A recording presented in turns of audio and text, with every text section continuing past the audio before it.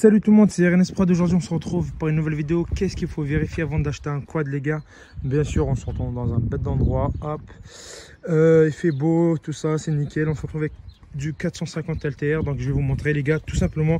Je vais faire vite, mais en fait il faut commencer en partant de l'arrière, en partant de l'avant jusqu'à l'arrière. Donc on commence à venir tout simplement vérifier la roue si elle n'est pas voilée. Donc en soulevant le quad, vous demandez à un pote à vous qui vous soulève le quad ici. Là, je ne vais pas le faire parce que je suis tout seul. Et vous jetez un coup d'œil là sur la roue si elle est voilée ou pas. Et vous faites rouler tout simplement le quad et vous regardez si la roue elle tourne correctement. Vous faites ça de l'autre côté, si elle roule tout droit ou qu'elle est voilà, si elle est voilée ou pas. Tout simplement. Ici le bumper c'est bien tenu. Ici on tourne sur le côté, c'est important, il y a les freins avant. On vérifie ici, il y a surtout cette partie là derrière avec la bielle qui dirige complètement le quad droite-gauche. Donc on vérifie qu'il n'y a pas d'impact et qu'il n'y a pas de gros réels problèmes là-dessus. Les suspensions avant, du coup, ça c'est tout le train avant, les gars. Le train avant, vous vérifiez qu'il n'y a pas de comme ça s'appelle, de choc. C'est-à-dire que le mec il n'a pas pris de trottoir, que ça n'a pas été plié. Que les courbes des barres elles sont bien nickel, qu'elles sont pas frottées, que voilà. Après je sais pas les réels problèmes à voir, mais vous regardez bien et surtout la bielle avant là des deux côtés, ça vous vérifiez ça obligatoirement, les gars. Après on a le train arrière complet là, l'espèce de train là machin là, pas le train arrière, le train machin qui va tout le quad du cadre. Vous me vérifiez ça, les gars. Après on vient sur le truc, on saute dessus pour vérifier qu'il n'y a réellement pas de problème de suspension avant. Après on a le poste de pilotage, l'embrayage qui revient, le guidon qui est bien droit, pas tordu quand vous prenez la vue, qui est bien droit. Vous regardez la jauge ici de frein avant, ça a dû mettre cylindre, ça vous montre à quel point le quad est entretenu ou pas. La poignée qui revient du coup, parce que moi c'est un poignet, c'est pas un gâchette. Le frein avant, vous testez le frein avant, les gars.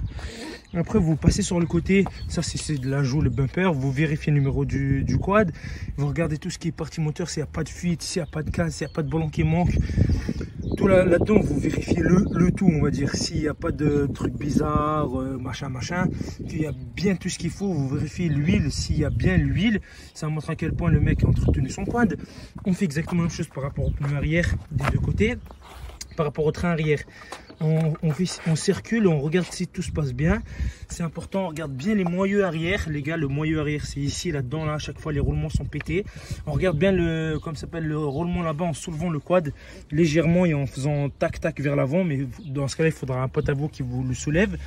Il faut toujours être deux, c'est mieux. Le disque et les plaquettes de frein, tout ça machin. L'autre côté, le keychain, on va dire, vous vérifiez quand même, c'est important de vérifier.